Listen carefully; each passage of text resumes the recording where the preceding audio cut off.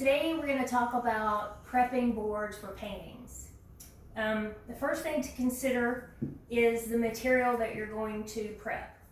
It could be papers, smooth papers, rough papers, styrofoam, cardboard, canvas, stretched canvas boards. I'm using masonite or wood panel because it's readily available at Home Depot or Lowe's, and they can cut it to size, or if you have access to a saw, you can cut it to size.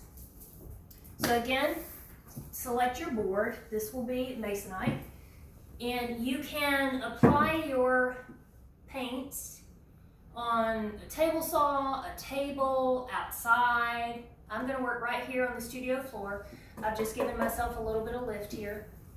So our board is placed down.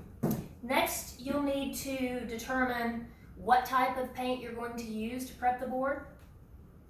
Again, whatever you have or you prefer is what I would use.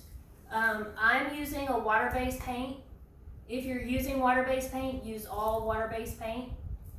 If you're using oil-based paint, stick with that. You don't want to mix those two. Next, you're going to decide if you're using a brush or a roller or a squeegee or a scraper or your hands or whatever material you're going to use to apply the paint. I'm going to go with a brush and water-based paint. Some people mix their paints on a platter or a palette or any separate board. I like to mix my paints directly on the surface. I use brushes and I leave the texture. Again, that's really up to you.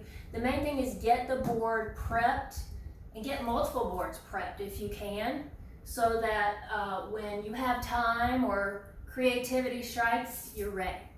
So we're gonna prep. We just put a little bit of paint here.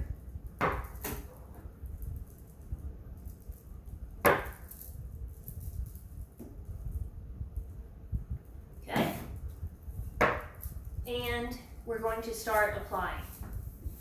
Now this might take a while depending on how you want to prepare the surface. If you want to leave a texture, if you want it to be smooth, this will take a while, and sometimes I sand in between layers.